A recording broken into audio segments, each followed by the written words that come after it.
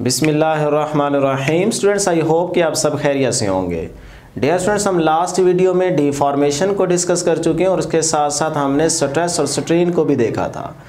आज की इस वीडियो में हमारे पास टॉपिक है इलास्टिक कांस्टेंट्स, जिसमें सबसे पहले मॉडुलस ऑफ इलास्टिसिटी को डिफाइन करेंगे और उसके बाद फिर हम types of modulus of elasticity की तरफ आएंगे, जिसमें हमारे पास 3 टाइप्स होंगे। तो स्टार्ट करते हैं। कहते हैं the ratio of stress to strain is a constant for a given material provided the external applied force is not too good.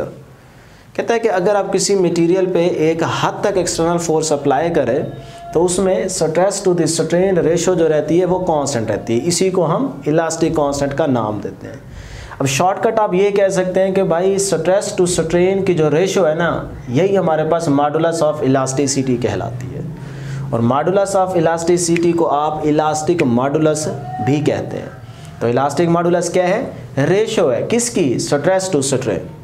तो मैं मैथमेटिकली कह सकता हूँ कि इलास्टिक मॉडुलस को हम ई से डिनोट करते हैं और ये क्या है? स्ट्रेस ओवर स्ट्रेन की रेशियो है। तो स्ट्रेस को हमने सिग्मा से डिनोट किया था और स्ट्रेन को हमने एप्सिलॉन से डिनोट किया था। तो ये आपके पास मैथमेटिकल फार्मूला बन जाएगा मॉडुलस ऑफ इलास्टिसिटी का। अब डियर स्टूडेंट्स, अगर हम यूनिट की बात करें कि इलास्टिक मॉडुलस का यूनिट क्या है, तो यहाँ से देखें स्ट्रेस का यूनिट क्या था? न्यूटन पर मीटर स्क्वायर। स्ट्रेन का कोई यूनिट नहीं था क्योंकि ये बेसिकली हमारे पास रेशियो थी दो सेम क्वांटिटीज़ की।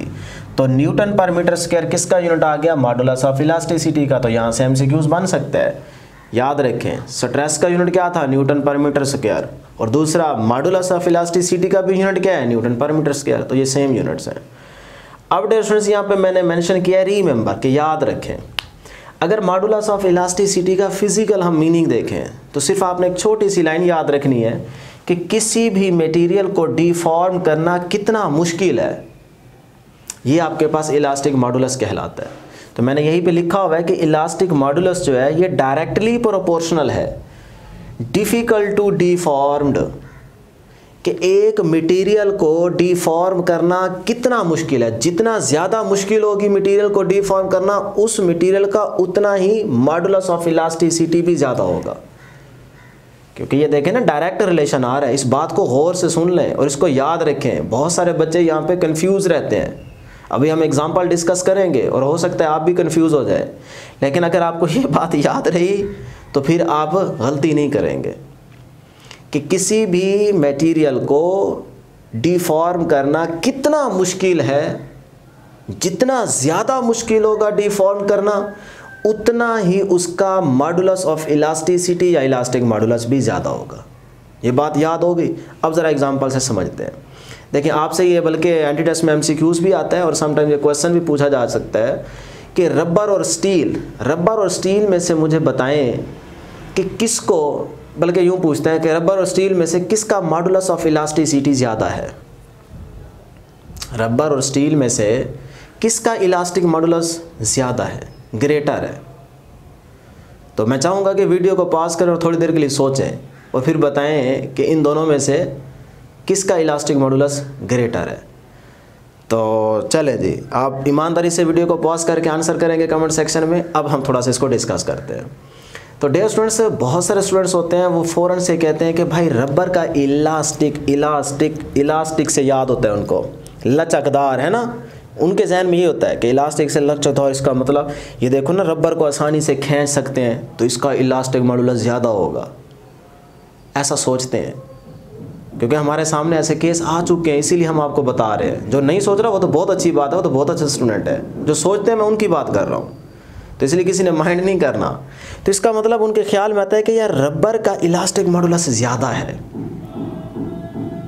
ऐसे ही ना। लेकिन नहीं डियर स्टूडेंट्स, हम थोड़ा सा यहाँ पे चेक कर लेते हैं। एक रबर का केस बना लेते हैं और एक हम स्टील का केस बना लेते हैं, फिर आपको बताते हैं। लो जी, ये आपके पास इस साइड पे रबर है और इस साइड पे हम ले लेते हैं स्टील। इनका कंपैरिजन कर रहे हैं ना। तो रबर के केस में इलास्टिक मॉडुलस का फार्मूला क्या है? E is equal to sigma over epsilon. इसमें फार्मूला क्या है? E is equal to sigma over epsilon. ठीक हो गया। अब डियर स्टूडेंट्स, रबर के केस में ज़रा गौर करना है। ये देखें, ये रबर, अब मैंने हल्की सी फोर्स लगाई, मुझे ज़्यादा फोर्स नहीं लगानी पड़ी, थोड़ी बहुत मैंने फोर्स लगाई, ये आसानी से डिफॉर्म्ड हो गया, इसकी लेंथ में चेंज आ गया ना।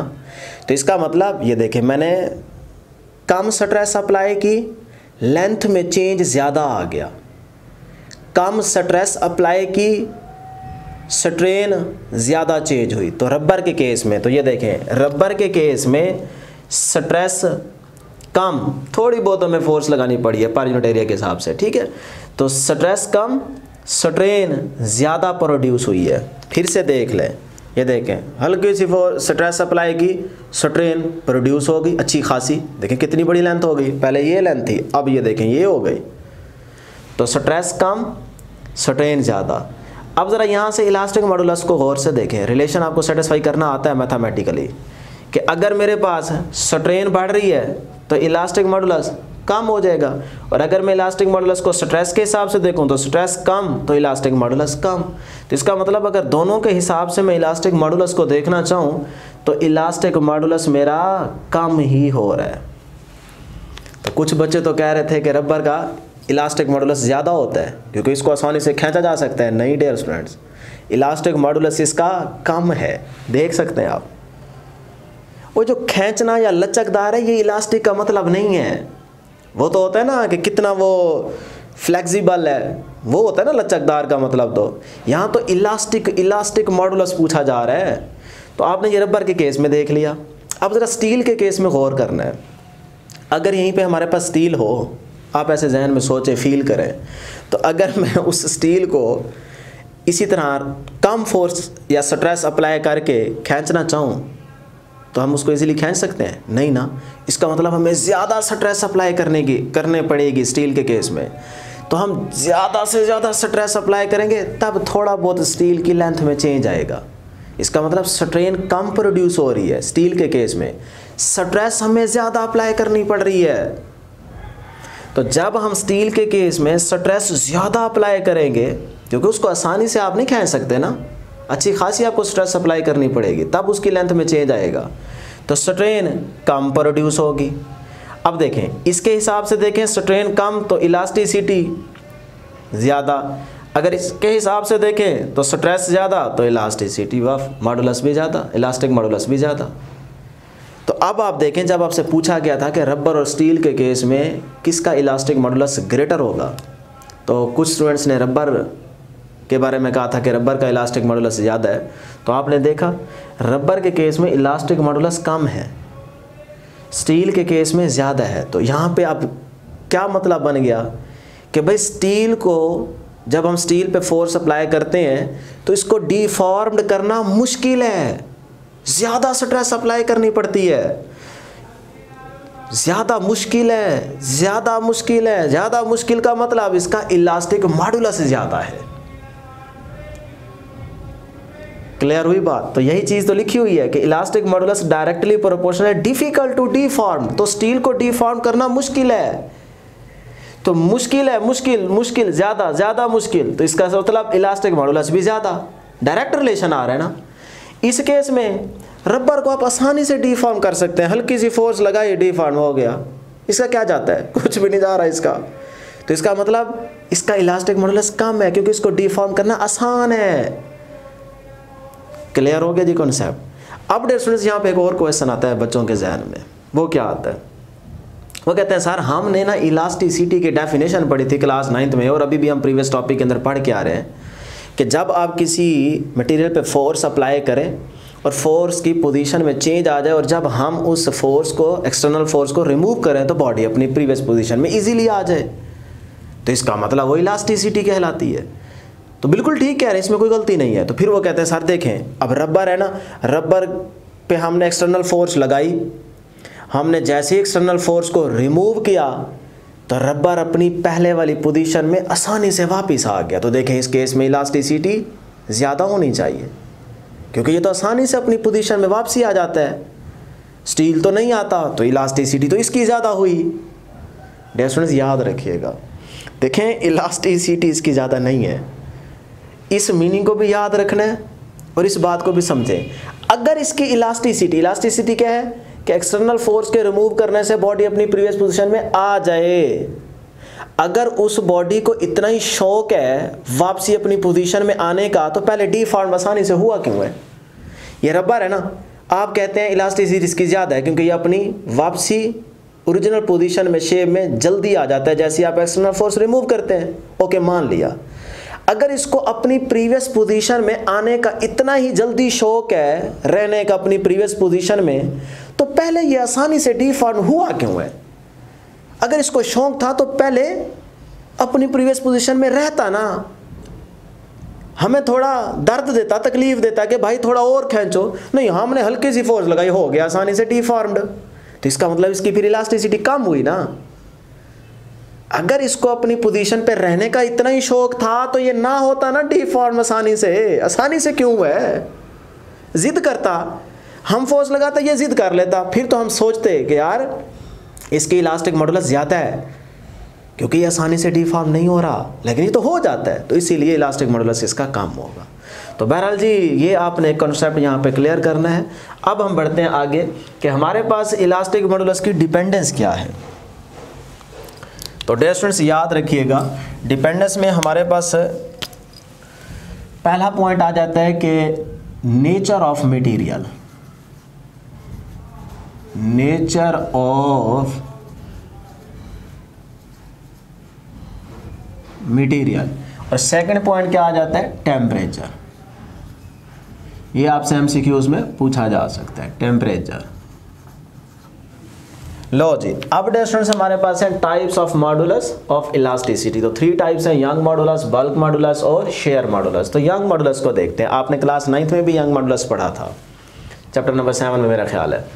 तो अब डियर स्टूडेंट्स यंग मॉडुलस को डिफाइन करते हैं कि ratio of linear stress to the linear strain. बहुत आसान डेफिनेशन है कि linear stress to the linear strain. अब लीनियर स्ट्रेस आप प्रीवियस वीडियो पे पढ़ के आ रहे हैं और लीनियर स्ट्रेन भी पढ़ के आ रहे हैं, इसलिए इसको दोबारा यहाँ पे एक्सप्लेन करने की ज़रूरत नहीं है, आप जानते हैं। तो हम डायरेक्ट इसका मैथमेटिकल फार्मूला लिखेंगे कि यंग मॉडुलस को हम वाई से डिनोट करते हैं, और ये क्या होता है? रेशो होती है linear stress to the linear strain की। लीनियर स्ट्रेस को हमने मेंशन किया था फोर्स पर यूनिट एरिया, और डिवाइड बाय लीनियर स्ट्रेन को हमने कहा था change in length divide by original length. तो ये हमारे पास मैथमेटिकल फार्मूला बन जाएगा, और इसी चीज़ को हम लिख सकते हैं कि एल ऑटोमेटिकली ऊपर चला जाएगा और ये वाला ए ऑटोमेटिकली नीचे आ जाएगा। तो ये फार्मूला बन जाएगा y is equal to F multiply L divide by A multiply delta L. अब डियर स्टूडेंट्स इसी यंग मॉडुलस के केस में हम एक छोटा सा आपसे क्वेश्चन करें, वहाँ पे भी बना सकते थे, यहाँ पे भी बना सकते हैं, या किसी भी केस में आप इसको डिस्कस कर सकते हैं कि हमारे पास एक लेट करें कॉपर की वायर है, ये आप सामने देख रहे हैं, जिसकी लेंथ है होगी। अब हम लेट कर लेते हैं कि इसका यंग मॉडुलस कुछ भी है, 2 है, 4 है, कुछ भी आप सपोज कर लें या उसका कोई नाम रख लें। मैं कहता हूँ जी इसका ना यंग मॉडुलस जो है वो क्या है? ई, या आप कोई और नाम रख लें, कोई नंबर रख लें, कोई फ़र्क नहीं पड़ता। तो अब डियर स्टूडेंट्स हमारे पास अगर इस कॉपर वायर का यंग मॉडुलस सपोज करें ई है, अब मैं कहता हूं कि इसी वायर को मैं 2 पीसेस में कट कर देता हूं, ये पीस अलग हो गया, ये पीस अलग हो गया। अब बताएं इसका यंग मॉडुलस क्या होगा और इसका यंग मॉडुलस क्या होगा? तो आप फटाफट वीडियो को पॉज करें और सोच के कमेंट सेक्शन में बताएं, और ज़रूर आंसर किया करें। बैठे ना रहा करें कि पता नहीं क्या होगा, भी सर बताने वाले हैं। नहीं, पहले आप खुद से ट्राई किया करें, सोचा करें। जो चीज़ें यहाँ से पढ़ते आ रहे हो ये सारी चीज़ें आपके सामने खड़ी हैं, फिर आप फटाफट आंसर बताएं, फिर उसके बाद आगे चलें। अगर आप सुनते रहेंगे चुप करके बाद देखते रहें तो फिर कोई फ़ायदा नहीं है, ठीक है। तो बहरहाल जी अब इन दोनों का यंग मॉडुलस आपने बताना है। तो डियर स्टूडेंट्स याद रखिएगा, हमने पहले ही आपको बताया है, आपको याद होगा चैप्टर नंबर 13 में आपने रेजिस्टिविटी का टॉपिक पढ़ा था। तो रेजिस्टिविटी डिपेंड करती थी टेम्परेचर पे या नेचर ऑफ द मटेरियल पे, ऐसे ही था ना। तो आज यहाँ पे भी याद रख लें कि यंग मॉडुलस भी नेचर पे डिपेंड कर रहा है, ये लेंथ पे एरिया पे डिपेंड नहीं कर रहा। आपने लेंथ ही कम कर दिया ना, तो यंग मॉडुलस तो उस पर डिपेंड ही नहीं करेगा। या तो ये टेम्परेचर पे डिपेंड करेगा या मटेरियल की नेचर पे डिपेंड करेगा। तो अब डियर स्टूडेंट्स मैं कह सकता हूँ कि अगर इसका यंग मॉडुलस ई है तो फिर इन दोनों का भी क्या रहेगा? ई रहेगा, सेम रहेगा। रेजिस्टिविटी भी तो सेम रहती थी ना। एक अगर कॉपर की वायर थी, हमने वहाँ पे आपको एमसीक्यूज बताया हुआ है, कॉपर की वायर को मैंने कट किया था तो मैंने पूछा था इसकी रेजिस्टिविटी बताओ और इसकी रेजिस्टिविटी बताओ। तो आपने कहा था सर वो भी कॉपर, तो दोनों की रेजिस्टिविटी तो एक ही रहेगी, सेम रहेगी। तो आज यहाँ पे भी देखें कि एक ही वायर है कॉपर की, उसी के 2 पीसेस हो गए, ये भी कॉपर, ये भी कॉपर, तो इसका भी यंग मॉडुलस वही होगा, इसका भी यंग मॉडुलस वही होगा। तो यंग मॉडुलस क्या रहेगा? सेम रहेगा। क्लियर हो गया जी यहाँ तक। हाँ, अगर हम कहते हैं कि भाई ये कोई सिल्वर की एक वायर है और ये कॉपर की, फिर आपके पास यंग मॉडुलस डिफरेंट हो जाएगा। एग्जिस्टेंस, यंग मॉडुलस की एग्जिस्टेंस याद रखिएगा कि ये हमारे पास only for in solid, solid के केस में ये सिर्फ डिस्कस होगा, ओनली फॉर सॉलिड। ठीक हो गया जी। उसके बाद स्टूडेंट्स हमारे पास है बल्क मॉडुलस, तो इसको डिफाइन करते हैं ratio of the applied stress to the volumetric strain. इसमें वॉल्यूम की बात करेंगे, तो इसको हम के से डिनोट करते हैं और ये रेशियो होती है applied stress to the volumetric strain. और अप्लाइड स्ट्रेस का मतलब फोर्स पर यूनिट एरिया और वॉल्यूमेट्रिक स्ट्रेन का मतलब change in volume divide by original volume. Original volume को चाहे आप V0 से लिखें या V से लिखें, तो अब V0 ऑटोमेटिकली ऊपर और A जो है ऑटोमेटिकली नीचे आ जाएगा। और अगर आप इसको करना चाहें तो आसानी से कर भी सकते हैं कि ये देखें, ये हमारे पास फोर्स पर यूनिट एरिया और ये तकसीम, समझते हो ना डिवीजन को। आगे क्या है, डेल्टा V ओवर V0। अब आपको पता है F ओवर A, इसको मल्टीप्लाई करेंगे जब तो ये चेंज हो जाएगा, तो V0 divide by delta V। तो ये देखें F multiply V0 divide by A multiply delta V। Clear हो गया जी। अब स्टूडेंट्स इसमें एग्जिस्टेंस देखते हैं। अच्छा, इन यंग मॉडुलस, बल्क मॉडुलस और शेयर मॉडुलस का यूनिट सेम ही रहेगा जो हमारे पास यहाँ पे मॉडुलस ऑफ इलास्टिसिटी का है। तो यहाँ से भी आप इसको कैलकुलेट करना चाहेंगे तो आप इजीली कैलकुलेट कर सकते हैं।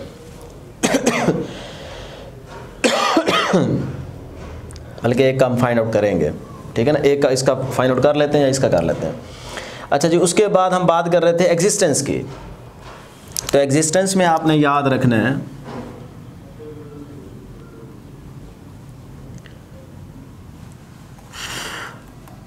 लो जी, पहला पॉइंट आएगा इसमें, ये सॉलिड के केस में भी एग्जिस्ट करेगा और नंबर 2 लिक्विड के केस में भी बल्क मॉडुलस एग्जिस्ट करेगा और नंबर 3 गैसेस के केस में भी एग्जिस्ट करेगा। तीनों में करेगा, ये सिर्फ सॉलिड में करेगा। उसके बाद एक पॉइंट याद रखना है कंप्रेसिबिलिटी। कंप्रेसिबिलिटी स्टार्ट में आपको बता चुके हैं, जब सॉलिड को हम डिफाइन कर रहे थे तो वहाँ पे आपको कंप्रेसिबिलिटी समझाई थी।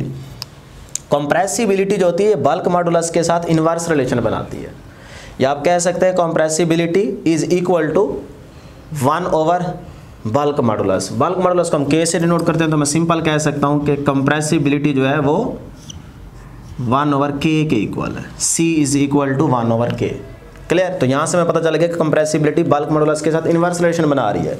तो अगर इनवर्स रिलेशन बना रही है तो फिर सॉलिड, लिक्विड और गैस के केसेस में अगर हम कंपैरिजन करना चाहें तो किसका बल्क मॉडुलस ज़्यादा होगा, सॉलिड का, लिक्विड का या गैस का। तो इस तरह से वो MCQs में पूछ सकता है, तो आप निशानी याद रख लें। सॉलिड के केस में बल्क मॉडुलस क्या होगा, क्या बोले, ग्रेटर। देखें ना, सॉलिड के केस में बल्क मॉडुलस क्या होगा, ज़्यादा। वजह देखें, बल्क मॉडुलस से ज़्यादा तो कंप्रेसिबिलिटी कम, कंप्रेसिबिलिटी कम। तो सॉलिड को क्या आप कंप्रेस कर सकते हैं, कर सकते हैं? नहीं ना, तो आसानी से आप उसको कंप्रेस नहीं कर सकते। तो इसका मतलब उसकी कंप्रेसिबिलिटी क्या हुई, कम, कि वो कंप्रेस ही नहीं होता। आपको बहुत ज़्यादा ताकत लगानी पड़ती है जब जाके थोड़ा बहुत हिलता है, तो इसका मतलब वो कंप्रेस नहीं हो रहा आसानी से। जब नहीं हो रहा तो इसका मतलब उसकी कंप्रेसिबिलिटी कम है, वो कंप्रेस होना ही नहीं चाहता, तो इसलिए बल्क मॉडुलस ज़्यादा होगा। फिर लिक्विड का गैस के कंपैरेटिवली ज़्यादा होगा। इसी तरह अगर कंप्रेसिबिलिटी देखेंगे तो इसको इन्वर्स कर दें आप, लो जी, ये हमारे पास है बल्क मॉडुलस और कंप्रेसिबिलिटी का रिलेशन आ जाएगा सॉलिड, लिक्विड और गैस के केसेस में। अब लास्ट हमारे पास है shear modulus, ratio of the shear stress to the shear strain. अब शेयर स्ट्रेस भी आप पढ़ के आ रहे हैं, शेयर स्ट्रेन भी पढ़ के आ रहे हैं, तो ये उसका मैथमेटिकल फार्मूला हो जाएगा। तो हम लिख सकते हैं शेयर मॉडुलस को हम शो करते हैं G से, और ये फार्मूला बन जाएगा शेयर स्ट्रेस का फोर्स पर यूनिट एरिया, और शेयर स्ट्रेन क्या होती है, delta A divided by A, यानी कि शेप में चेंज आता है ना, और डिवाइडेड बाय ओरिजिनल शेप। तो इसको आप सिंपल इसी तरह से लिख सकते हैं। और अगर आप यहाँ से F ओवर A वैसे रहने दें ये वाला, और इसकी जगह आप ये इसकी जगह आप क्या लिख सकते हैं, tan थीटा भी लिख सकते हैं, क्योंकि tan थीटा के भी तो इक्वल होता है ना डेल्टा A ओवर A, कल हम पढ़ चुके हैं। अब एग्जिस्टेंस की बात करते हैं, तो एग्जिस्टेंस में इसमें याद रखिएगा ओनली फॉर सॉलिड, ये भी लिक्विड और गैस के लिए अप्लाई नहीं होगा। तो ये था डियर स्टूडेंट्स हमारे पास मॉडुलस ऑफ इलास्टिसिटी का टॉपिक। लास्ट में आपकी साइड इन्फॉर्मेशन में कुछ इस तरह की ज्योमेट्रिकल शेप्स दिखाई गई हैं, जिसमें हमारे पास सबसे पहले क्या है, क्यूबिक। तो अगर आप क्यूबिक सिस्टम की बात कर रहे हैं तो इसमें आप देख सकते हैं कि हर साइड एक दूसरे की क्या है, बराबर। ए बराबर है बी के और बी बराबर है सी के। तो इसी तरह लिखा हमने ए बी सी। क्यूबिक की अगर बात करें तो तीनों साइड्स बराबर होंगी और एंगल्स अल्फा बीटा गैमा किसके इक्वल होंगे, देख सकते हैं आप हर साइड जो है वो दूसरे के साथ एंगल क्या बना रही है, 90। तो ये सारे 90 के इक्वल होंगे। अगर हम इस केस की बात करें तो ए और बी यानी कि ये वाली साइड और ये वाली साइड, इसको ए कह लें इसको बी कह लें, ये तो दो बराबर हैं।